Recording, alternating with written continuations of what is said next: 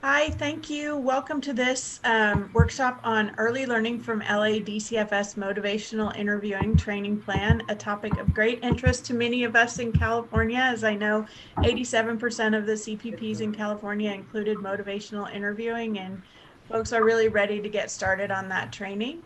I'm excited to be here with you, and I want to welcome Amy, Jaffe, and Blanca Bonilla from LA DCFS, who are going to be our presenters. Please put your phone on mute if you're not talking, and raise your hand or put in the chat if you have a question, and I'll try to lift those up as we go along. So let's go ahead and get started. Thank you, Amy and Blanca. Thanks, Melissa. And apologize to anybody who tried to jump on this earlier this morning. I was telling Melissa, for some reason or another, it didn't like us being listed as speakers. So for some reason, it kept booting Blanca and I out. We just couldn't get in. But happy to be here this afternoon. My name is Amy Jaffe. I'm a deputy director with Los Angeles DCFS. I lead what we refer to as the learning sites around FFPSA here in LA County. The learning sites is really, it's a fancy way of saying PDSA. It's where we kind of try some things on, study it, learn from it, and then help us kind of implement larger. And so we've been doing that with a lot of different things related to FFPSA, but one of the biggest one has been motivational interviewing. So I'll kick it over to my co-presenter, Blanca.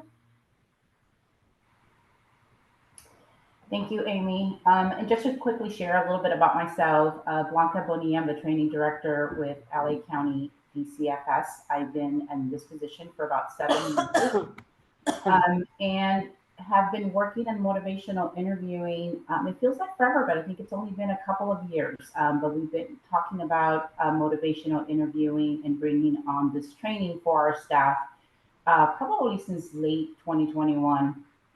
And finally, we're able to get started around mid to late 2022. So we've been training a good number of our staff around motivational interviewing. So maybe if you go to the next slide, we can get started with sharing about how we got. Okay. So this is how we were able to bring on motivational interviewing for our staff. In LA County, we have a contract with UCLA that helps us support many of our training deliverables, including our social worker academy, professional development, and many other required types of trainings that we provide for our staff. And through that partnership, what we were able to do is have UCLA release an RFP to help us identify a vendor for motivational interviewing. That RFP was released sometime in the summer of 2022. And we did get a few agencies that were interested in working with LA County.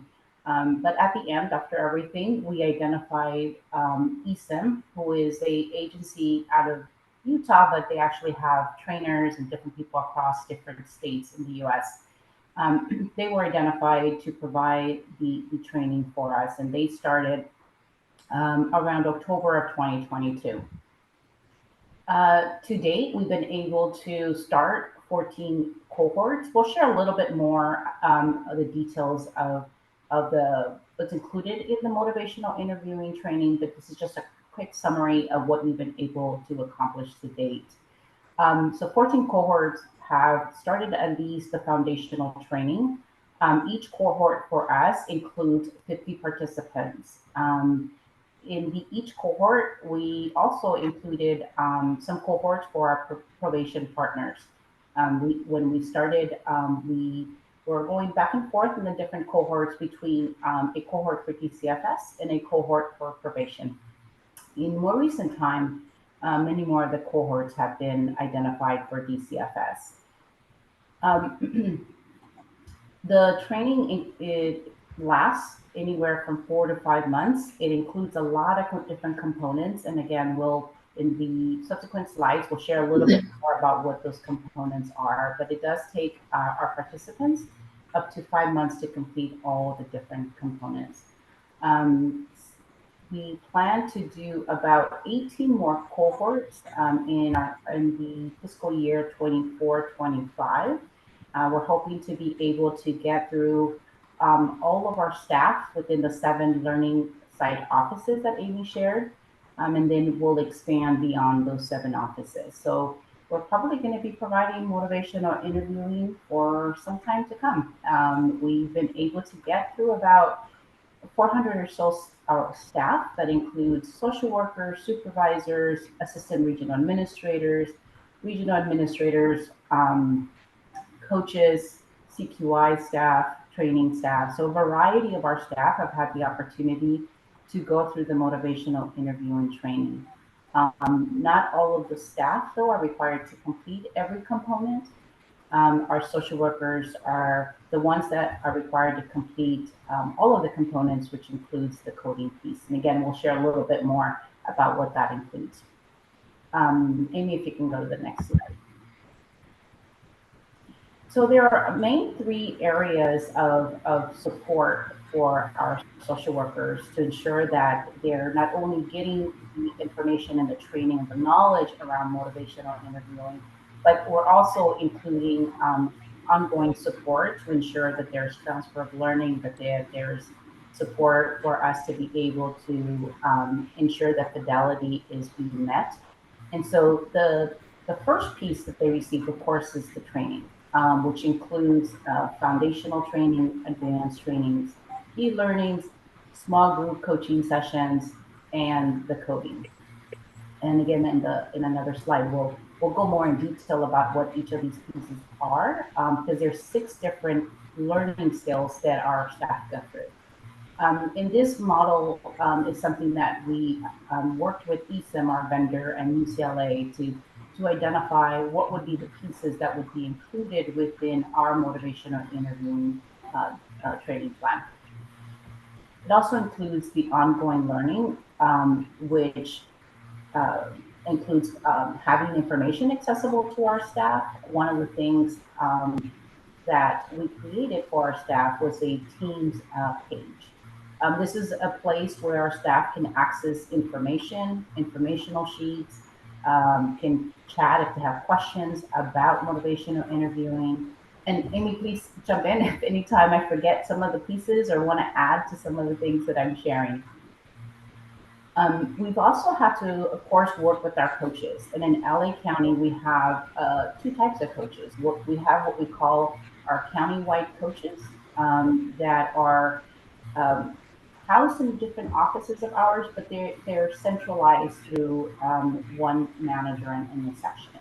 And then we have what we call our regional coaches, which are assigned to our different regional offices. And so through collaborating with our coaches, we identified what types of supports our coaches can provide to our CSWs, again, to ensure that not only are they receiving the knowledge and information through a training, but that they're able to then have opportunity to have conversations about what they're learning or reinforce what they're learning. And so one of the things that we've added as a support to our learning site offices is that our countywide coaches are doing workshops on one of the different skill sets that they've learned to, again, do some further learning and application of that skill. And so that's something that we've been able to do with some of our learning site offices. The other piece, of course, is in making sure that the supervisors that are assigned to these CSWs that are going through the training, that they have access to information that will help them understand and know where each of the workers are in their learning or their application of MI. So once codings are completed, they're accessible, and Amy's going to share where it is that that information is kept, and a supervisor is able to see how their worker is doing in the coding. And what we're hoping happens with that information is that a supervisor is able to have conversations with their staff to again understand if there are areas of strength or if there's areas of opportunity and where they may need some additional support. Because this training has a lot of different e-learnings available to them, there is an opportunity for our staff to go back and potentially get reinforcement in a particular skill area by watching one of those e-learnings again, or maybe by doing some more small group coaching session. And it's through those conversations that happen between the supervisor and the worker, can some of that individual support can happen for the CSWs that are going through the motivational interviewing training. The last piece, of course, is the fidelity piece, the coding. There is 6 coding sessions that happen as part of this motivational interviewing delivery plan. They happened after each skill set that a worker is being trained on. Amy, if you go to the next slide, I'll walk them through all the different pieces. And this is probably an easier way to look at everything that's a part of this. So there's a lot that goes into our motivational interviewing training. It's not just a foundational course or just an advanced course. So this is how a participant would experience everything that's part of the motivational interviewing. They would first participate in the foundational training. That's an instructor-led 6-hour training. After that, they're going to be assigned to do the skill practice 1, which includes an e-learning, and then it includes a small group coaching session where there's about 7 to 10 participants that are part of that small group coaching session. They have a coach that facilitates a conversation about what they've learned so far, and have an opportunity to discuss it and apply it. And after they've done the small group coaching session, then there's a coding that happens for each individual CSW. That coding session is a one-on-one session. It's about an hour long. It is a simulated coding session that where our worker gets to experience with a coder who's also a coach. They go through a scenario, and then our CSW gets an opportunity again to practice and demonstrate that particular MI skill. At the end of it, that coder would have coded utilizing the MICA tool, and then provide feedback to our staff right after the session is over about areas, again, where there's opportunity for growth or where there was areas of strength. And this will happen 4 different times after our foundational training. After those are done, they participate in the advanced training, which again is another instructor-led training that's 6 hours long. And then they have 2 more skill practice areas where they would go through the same thing and then be coded.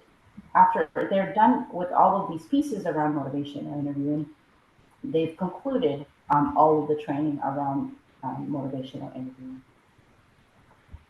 And I think that's it. I mean, was there anything else that you wanted to add?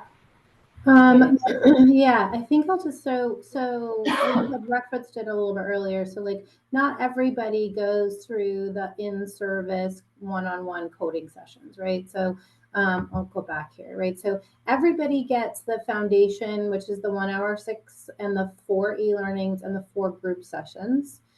Only our social workers right now are getting the in-service, like we call them simulated observation, coding and coaching. So those are the one-to-ones where they're actually being rated on the MICA. So right now we have only our social workers who are going through that. And the reason why is because, while we want everyone to get MI trained, the only folks who really need to reach that level of fidelity are the people who are doing the practice every day. And so we said, let's just start off with our social workers and kind of see how it goes. And I'll tell you a little bit when we get to lesson learn, kind of about, how we're ending up with that. So let's see, anything else on here? That was one thing I just wanted to share. So it looks like we've trained a lot, 50 people, we're starting our 14th, cohort. Seems like it's a lot of folks, but when you really look at just the social workers who are part of that, our numbers are actually a little bit smaller, because we really did want to make sure that we were training up supervisors, and some managers, as well as, you heard our CQI folks, our coaching folks, like all of the people who are going to be supporting the practice. We wanted them to go through the training. They just didn't get the in-service simulated observation, coding, and coaching sessions. And so I'm going to stop and change windows here for a second. Give me 1 second while I, it's really slow through here, but I want to share.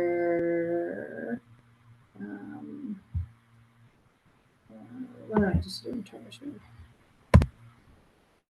Okay, hopefully you're seeing this. Okay. So are you seeing this where it says summary PDF? Yes. Okay. So UCLA built this really wonderful fidelity monitoring tool. I have to say, like, I am very much in love with it.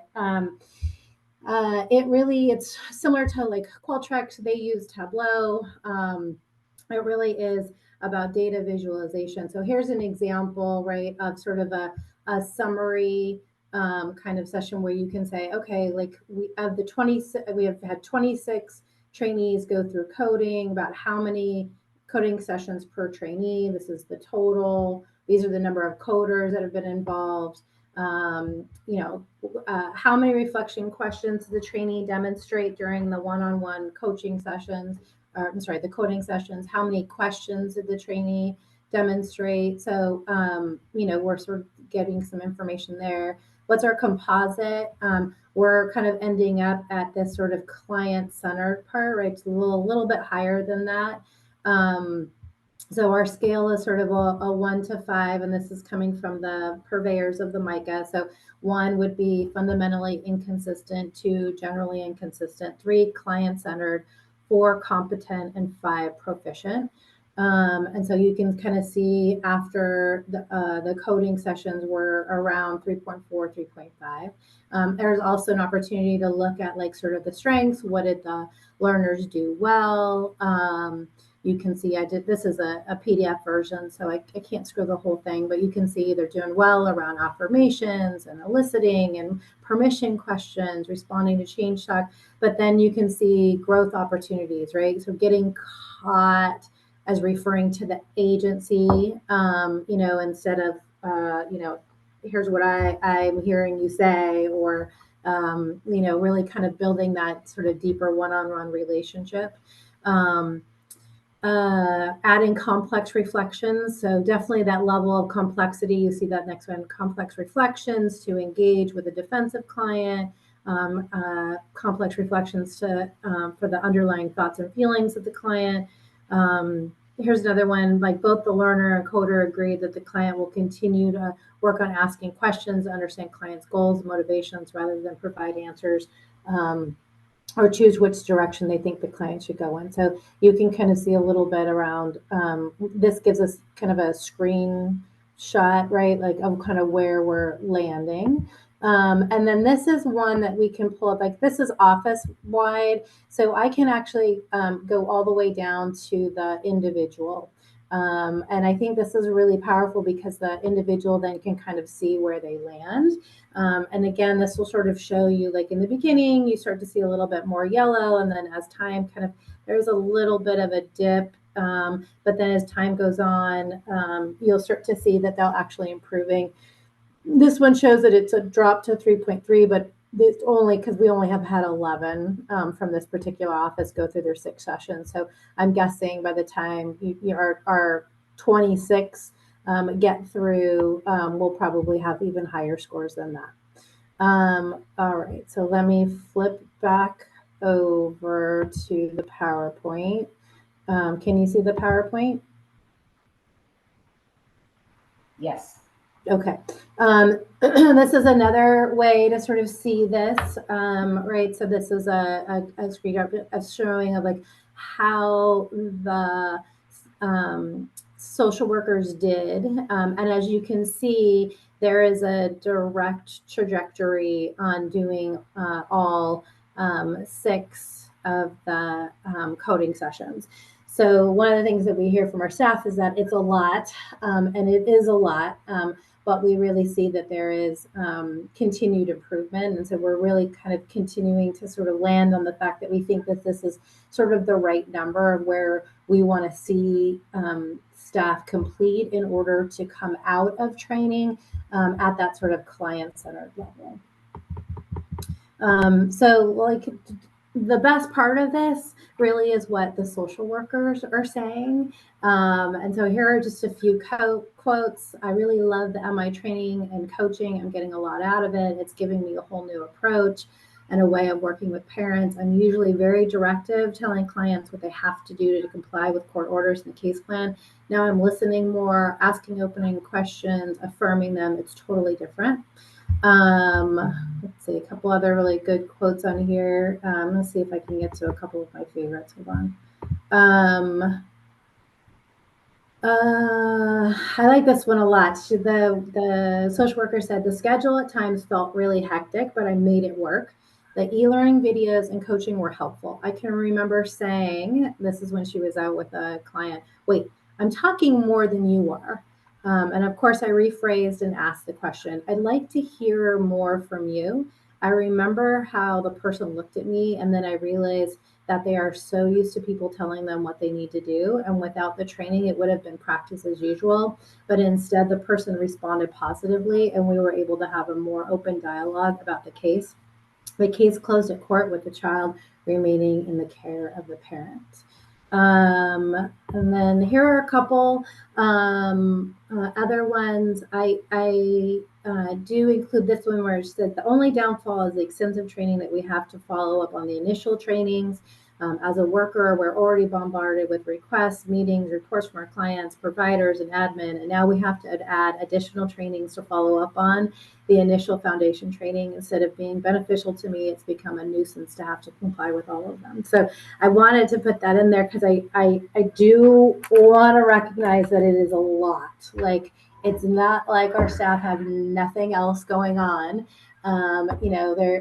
They're bombarded with a whole bunch of other mandatory training that they have to complete. And so if you saw, how many hours and how many weeks it takes, and it's a lot to kind of follow up on. So I definitely want to recognize that this was absolutely not like an easy one and done for our staff. But I think generally speaking, our staff are really sort of seeing the benefits.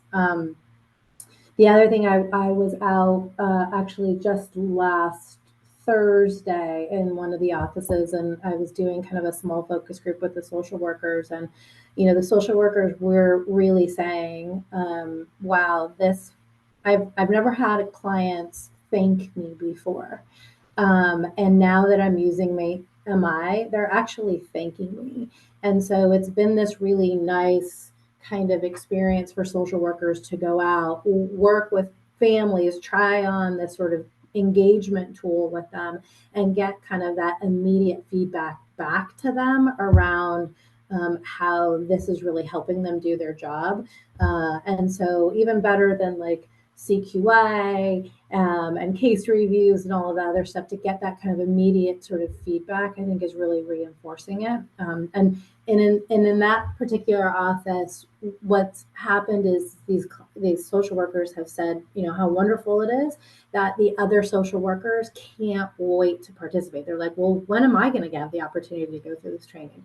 And so that's also pretty exciting. All right, so we're going to switch a little bit to capacity building for fidelity monitoring. So, as part of Families First, right, there is this fidelity monitoring piece that is required. While I think we've wanted to do a lot of practices to fidelity, I think we've dipped our toes in the water of fidelity. I don't think we've ever really been required to meet fidelity. And so this really is kind of a newer thing, I think, for child welfare. It also was a part of our thinking around building out the training, and then also what post-training support looks like, to make sure that we were continuing with fidelity on this. So we started off with training 24 internal staff. So they essentially went through a T for T. on the MICA. They then will go out and code up to 6 times in the field with staff per year. How did we come up with 6? It was sort of a best guess. I think we're not getting a lot of prescription currently, either from the feds or the state, about how many fidelity monitoring sessions you have to do. We may modify that. We may decrease that. We may increase that. It's really hard to say. We also have UCLA continuing to support the evaluation. So you saw the Tableau reports. Our coaches, when they go out and they observe the staff with the client, they'll come back, they'll enter that information into that same Tableau, and we'll be able to continue to use that, and that will be our fidelity monitoring tool. We are a little concerned that we will not be able to scale this. So there's no way 24 staff are going to be able to go out in the field 6 times per year per social worker for MI. So that's where it is a little bit of like, we're still very much in kind of the early learning phases. And so we're waiting to hear from the coaches around like, how long did this take? What was the setup, from setup to like actually going out and then giving feedback and then coming back and entering, like how long did this really take? And that will kind of help us. We may need to consider recording at some point, or we also may need to consider having our supervisors, or at least a subset of supervisors, actually participate as the coders. We may not be able to have our coaching staff do that completely. So let me talk a little bit about, and actually, Blanca, I don't know if you wanted to take this. This is kind of what the development looked like for our coaches to be able to do the coding. Did you want to take this slide, Blanca? Sure. And I just also wanted to add, because I know you just shared about the capacity building in order to ensure the ongoing fidelity is occurring. But for now in LA County, we anticipate that ESIM, the vendor, is going to do all initial implementation for us, which means we are going to be able to get all of our staff who need to be trained and need to be trained up to fidelity, but they will assist us with doing all of the coding for all first implementation. The capacity building is more related to the ongoing coding that we need to maintain. I mean, I think you shared, right? I think we plan to do that the 6 times per year, and that would happen after our staff had already reached fidelity through the training and coding that our vendor is doing. So at least for now, we have that support for our staff. But we also worked with ESIM to identify support for our coaches that were going to do the ongoing fidelity for us.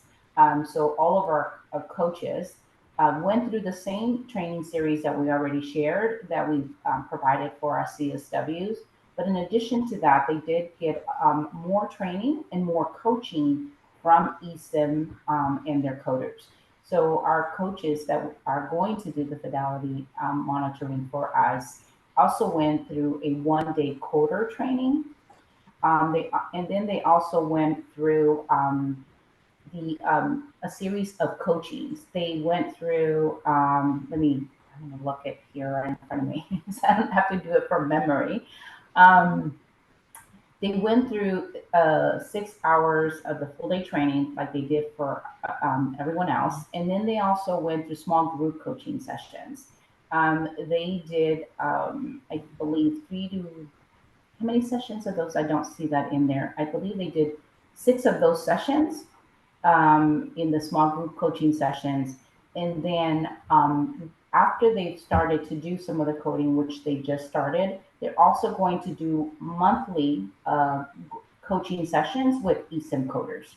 They're going to do 1 a month. I believe our first one might be at the end of this month, where they'll be able to come back through to the ESIM coders and kind of talk through some of the codings that they've already done so that they can be able to know whether some of the codings that they're doing are also to fidelity. We want to make sure we have a process of inter-rater reliability, and that was one of the ways that we're working with ESIM to be able to ensure that through our coders.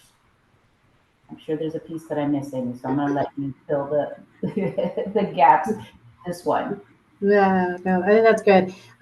So even though these folks do coaching all the time, I will just share with you, like, there was definitely a little bit of apprehension. Some of it is apprehension just around workload. I mean, this is not their only job, right? As coaches, they do a lot of other different things as coaches within their regional offices. But the other part of it was, while they might have used fidelity monitoring tools, they weren't like coding and they weren't entering it into a computer system. So I think there was a little bit of apprehension on that. But we've really tried to provide some opportunities for ongoing support for them. When we met with them, our hope is that they were going to start doing this like December, January. When we met with them, they were like, we need more time practicing. So we said, sure, no problem. Why don't you practice a couple more times and then let's start in February.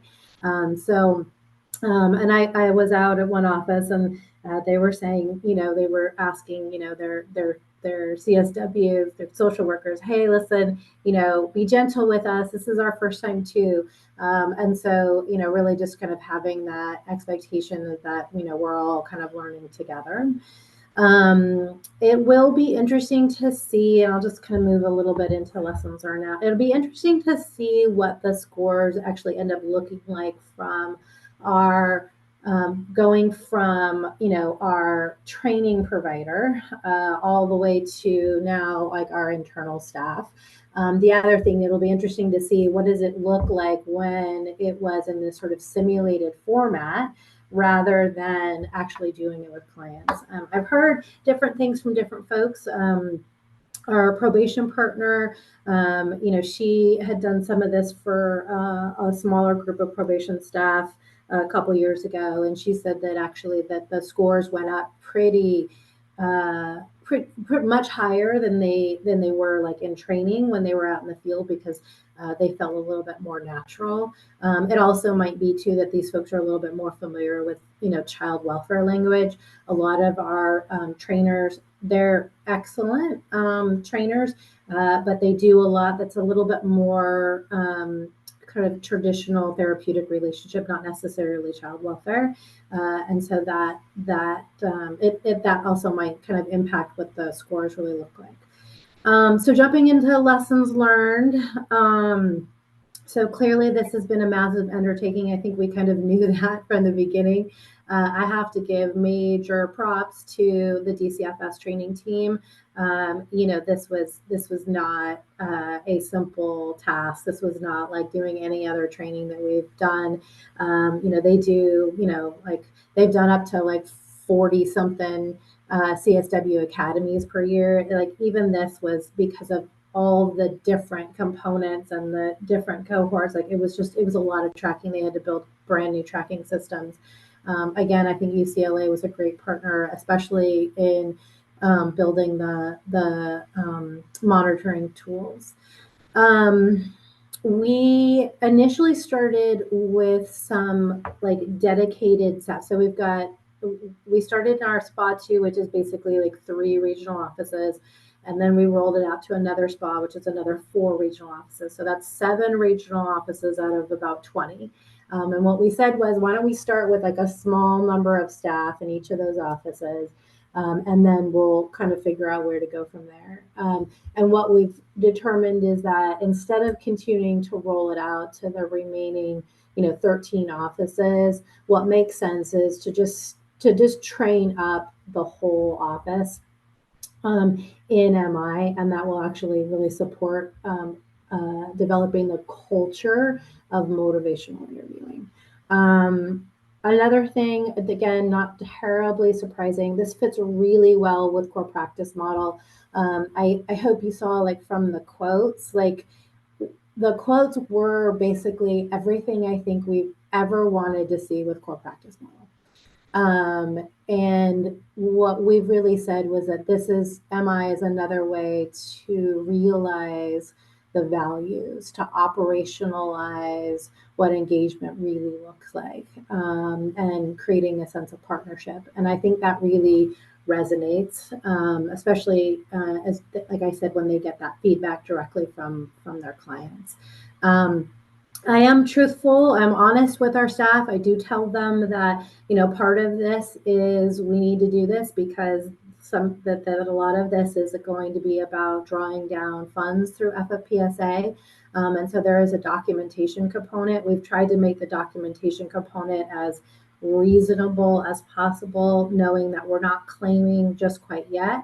But that we want them to get used to documenting. And actually, we have gotten some feedback that says when they know they have to come back and document it, that it actually helps them remember out in the field, like, hey, did I use MI? Like, is there anything else from my MI, skills or tools from my tool belt that I want to bring to this conversation, with my client right now? Because I know I have to come back and document it. So again, I think leading with core practice model, and then also being honest and transparent about, that this is also going to be about claiming and for them to kind of begin, I think, especially for social work staff, right? Very different than, therapists who might have been already billing every 15 minutes, right? Like, social workers haven't had to do that before. Like, they've just had to do time studies. So getting them to kind of really think about, documentation in that there will be a claiming component to go along with that. So as we said earlier, right, the one-to-one coding sessions we only did for social workers. Our supervisors and managers were like, well, what about us? We want to have the opportunity to go through that. Like, we feel like we're missing out. And so again, I think that's when like you're doing something right, when people are asking for more training. And so what we have planned, haven't started yet, is to actually offer voluntary sessions for supervisors and managers to participate in one-on-one sessions where they'll get an opportunity to get coded and also receive that feedback. Those scenarios, though, will be scenarios based on working with staff. So instead of client-based scenarios, they'll be like staff-based scenarios. I've already mentioned early coding is client-centered. Our vision is to move to competent when coding in the field. Some staff, I think, were a little surprised that they weren't higher. They're like, but this is what we already do. And so this was a yes and. It's like, yes, it is what you do. And to get really, really good at it, there's going to be a need for a lot of practice and continuous feedback.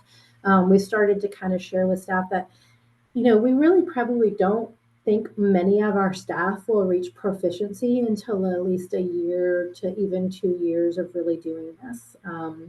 And so that's, I think, been humbling, but also I think been supportive in recognizing that this is a journey of skill development. It's not a one and done.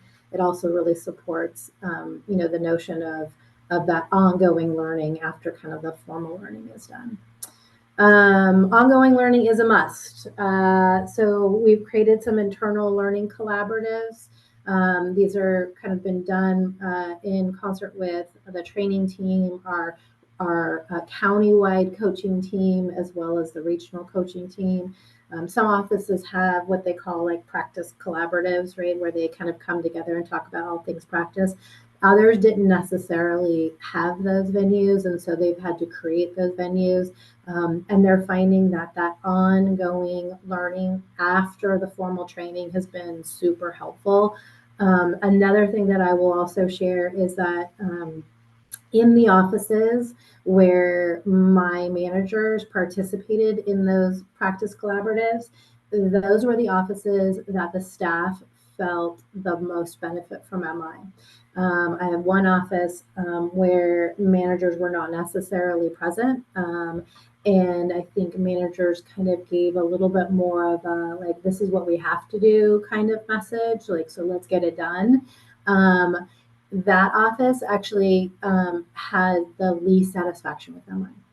And so can't underestimate the importance of having managers and leaders within the organization continue to support this. And then the last piece of it, yeah.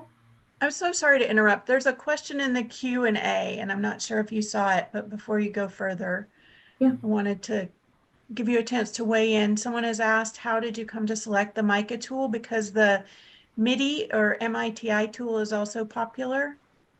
Yeah, we did. Oh gosh, I have to kind of jog my memory a little bit, so maybe help me. So we looked at the MICA, we looked at the MIDI, we looked at the one that was the Becky or Becca.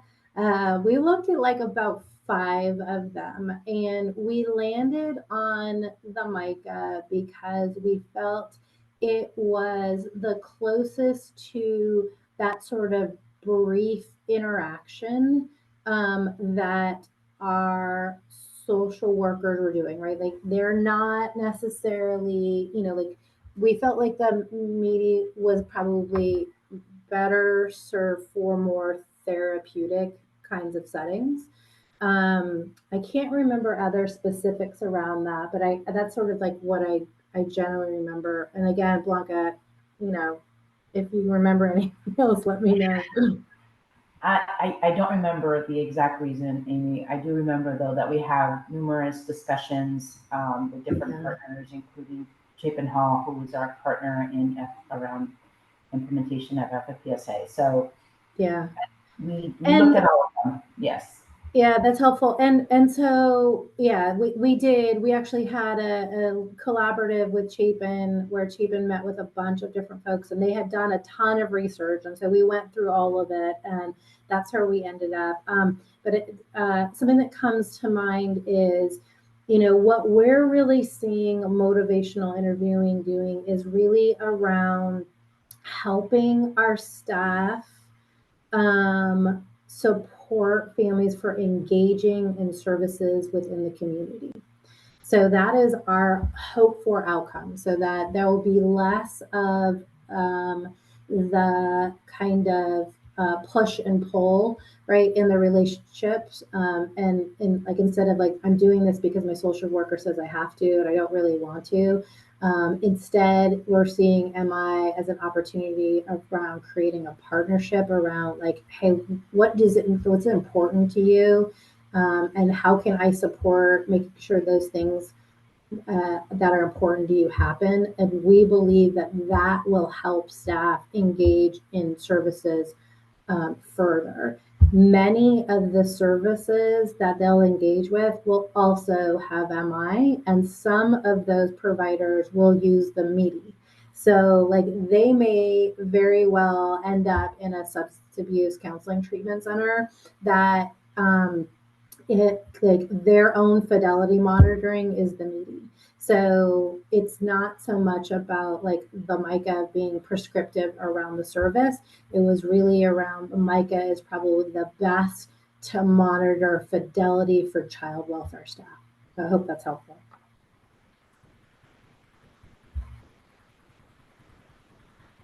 All right, so then I'm going to jump back, and we're probably only have a few more slides, so we're going to have plenty of time for any questions or comments afterwards. The other thing that was a real lesson learned was our Spanish-speaking staff really said they needed some additional help and support around translation. They said just some of the things just didn't translate well, or verbs didn't quite conjugate the way they would in Spanish. And so we have created some Spanish-speaking materials, or found Spanish-speaking materials that we have provided to our staff. Many of our staff are Spanish-speaking only social workers. And that has been really a big help. And so I think in a perfect world too, we would actually have some coding sessions available just in Spanish. And so that's something that we've talked about, but we haven't necessarily offered that. All right, so last kind of couple slides. It's really important to remember that all of our work is happening alongside kind of like everything else that is happening around FFPSA.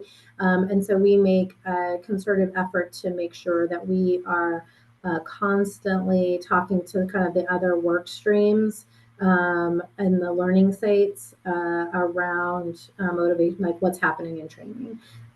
So we, obviously CQI, they've created a dashboard for us around looking at our certain data elements, like we're using the cans, we're using parent contacts. They also have created a review tool, but like that was all created with understanding what was happening in, the training for MI, and that they'll go also, like when they go out and they did baseline review. So when they go out and do kind of like it'll be more like 18-month review. When they do that 18-month review, they're going to be able to go in and look at the comments that were in Tableau for each of those coding sessions, right? Around what were the comments that the coder indicated around the level of expertise of the social worker. So like that was included. Obviously, we have a larger practice work group, fiscal and contracts, especially in terms of thinking about this around our contracts and also MOUs with our community-based providers, policy, all of our tribal partners, all of these folks are part of the work streams. The other thing I will mention is that I mentioned SPA 2 and SPA 6, but we have a American Indian unit, and that unit also is in process of getting MI trained. I think they're in like cohort maybe 12 or something. All right, so I kind of mentioned a little bit about kind of like our training. So we've decided that we're really going to train up these offices and really support these. It really comes down to capacity. Like, what is your capacity to really support? And we felt like by training a few staff in all of the offices, it really just spread our capacity too thin. And also, the offices were asking for more. So this was an opportunity to go deep there before we spread to the other offices. I already mentioned a little bit in terms of the enhancements to existing training. So offering different opportunities for supervisors and managers, potentially some Spanish speaking coding. So those we won't necessarily make mandatory, but we'll offer it as a voluntary. We'll see kind of like what the uptake is and then kind of go from there. And then also continuing to look at like what does the ongoing training look like. We also are modifying the training a little bit. So some of the feedback we've gotten around our e-learning. So here's a good example. The e-learnings scenarios, some of the scenarios they felt maybe weren't child welfare specific enough. So ASIM is looking at, maybe changing some of those scenarios. The other thing was they do an example of sort of good practice and bad practice. Everybody hates the bad practice. It's so like painfully obvious that they feel like it's a waste of time. And so they don't want to waste any more time watching something that they didn't think is relevant to them. So asking them to do some modification. So we're continuing to do the PDSA work around, making modifications to make sure that we get this right. So that is all we had from a slideshow. Let me stop sharing, go back to the group. Blanca, was there anything else? Yeah, just a couple of things on the ongoing or beyond the learning sites. Some of the things that we're thinking about and having conversations about is like, where am I? What happens beyond those learning sites? As an example, for our new CSWs in an academy, like at what point do we want to think about motivational interviewing potentially for new CSWs, and what would that look like there?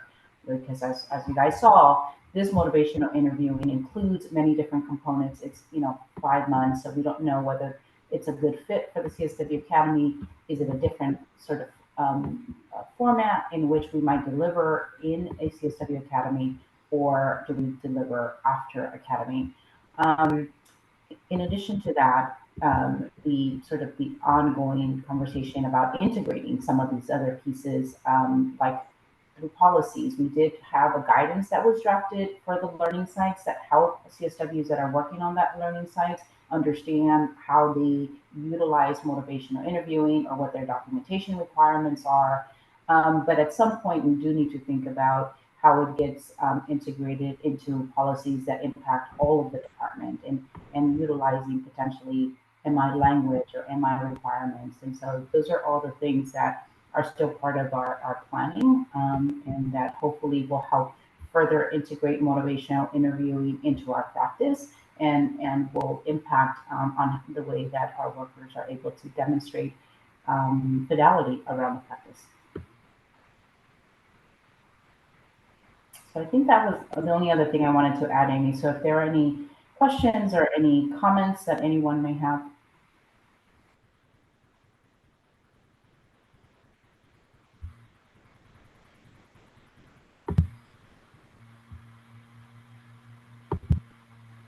I want to open the floor to anybody with questions. Just unmute yourself and go ahead and ask your question. We'd love to capture questions and answers for the video so we can share it. Yeah, we're definitely a small enough group, so that would be fine. I'm just curious, anybody else sort of starting their MI journey?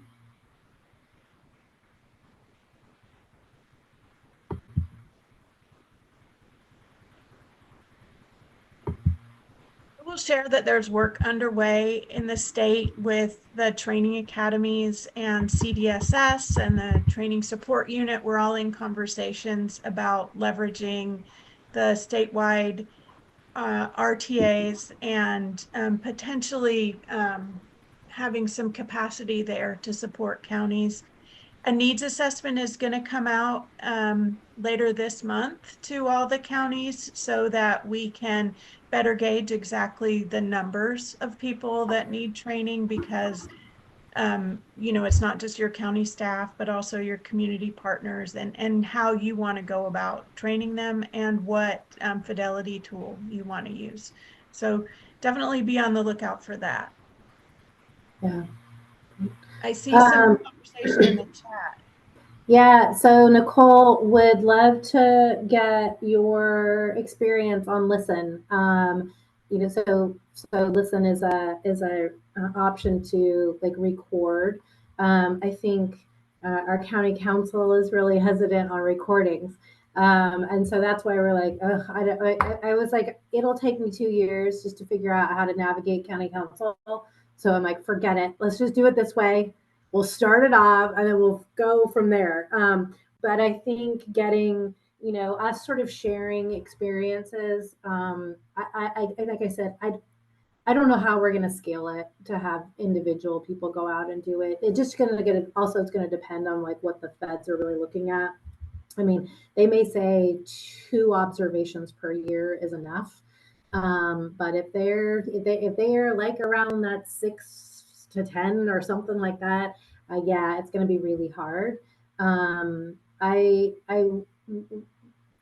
social workers have said a couple different things. One, some of them have been happy to have coaches go out with them. I think some of them were a little like, "Why are you checking up on me?" Others were like, "Well, how come my supervisor isn't doing it?" Some supervisors are like, "I don't want to do it." And other supervisors are like, "Yeah, I'd love to do it." So it that whole fidelity piece is very much a work in progress.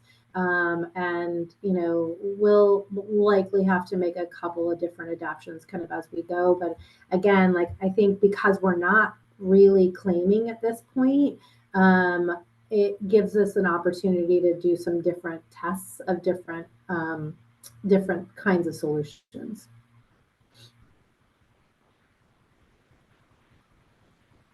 I will definitely be the voice of Sarah saying like that one-on-one coaching, coding, you know, in either a simulated or a training session before you go out and do it with families.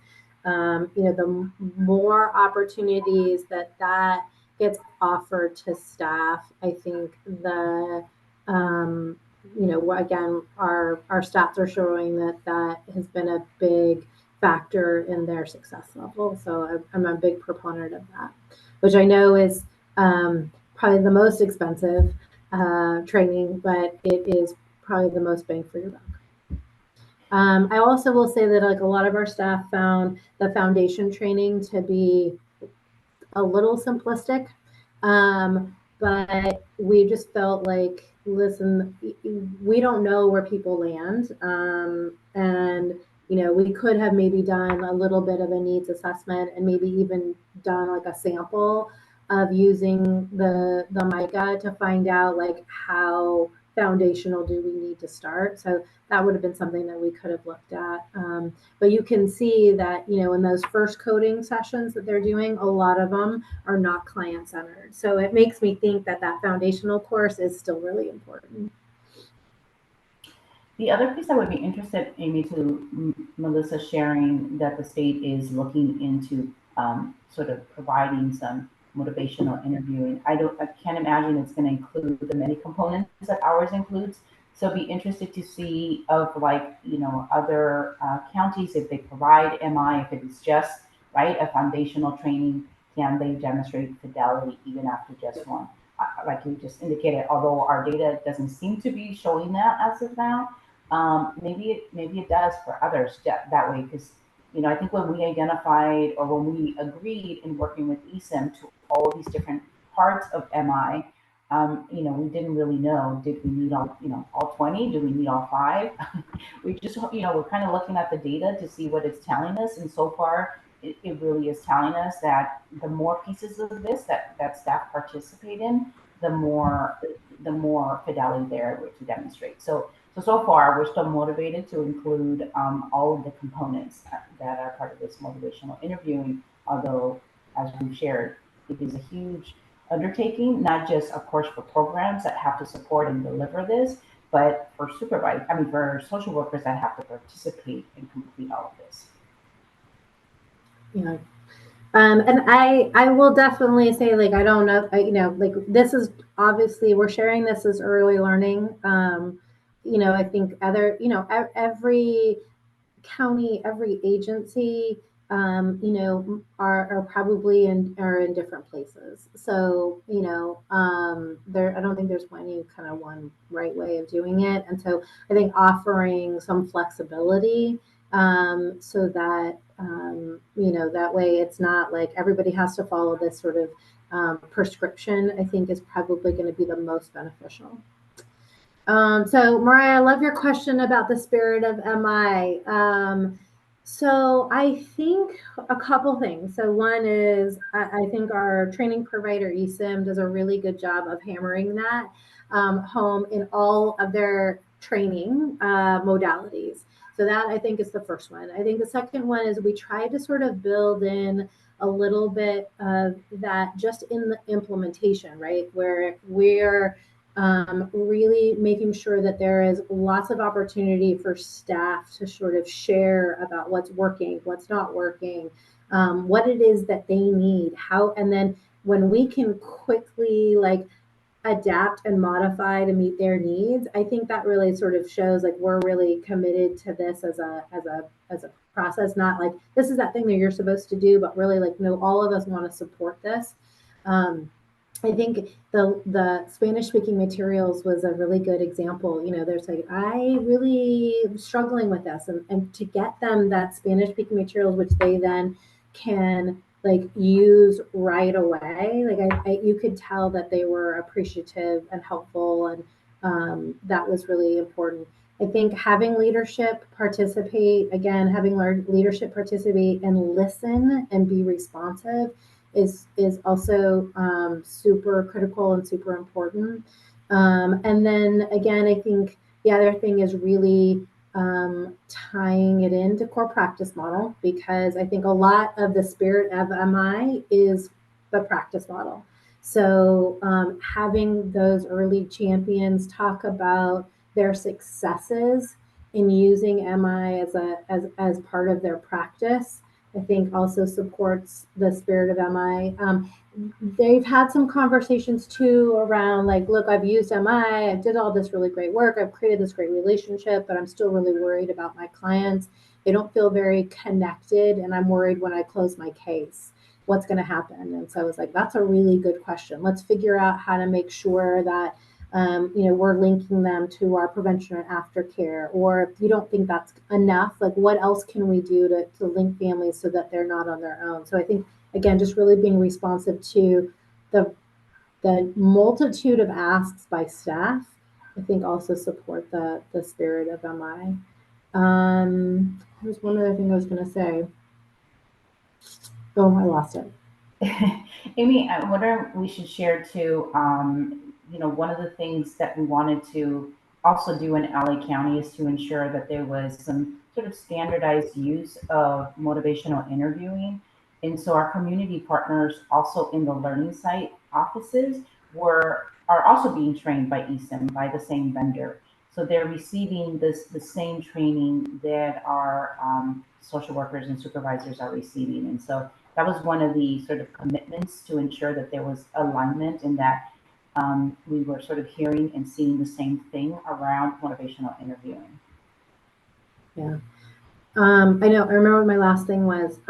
So so the first few cohorts that came out, I met with them afterwards because I wanted to review with them kind of the documentation expectations, but also was opportunity to get feedback. And, a number of staff, really said, is my supervisor getting this? And I really like to see my supervisor use MI with me. And so I could really reaffirm that. And then to sort of say, like, they're getting the training.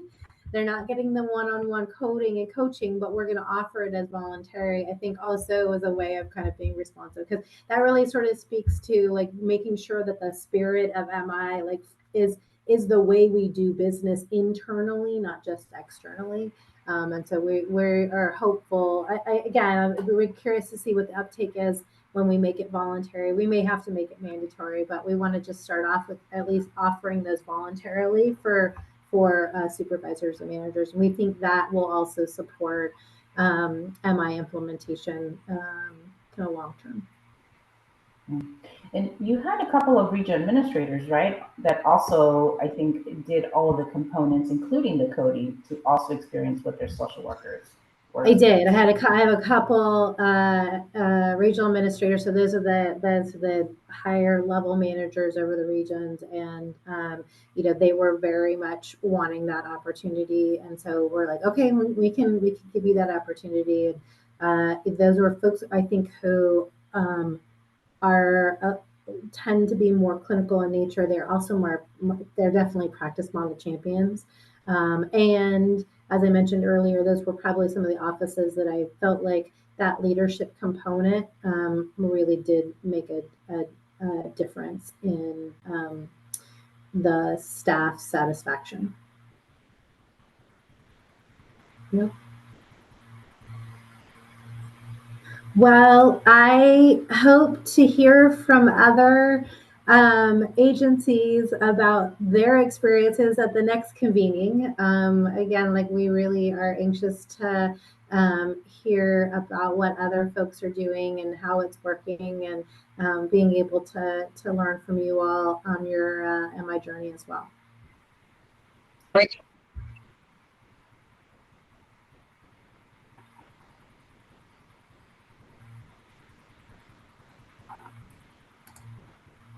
All right. I think that might be it, Melissa.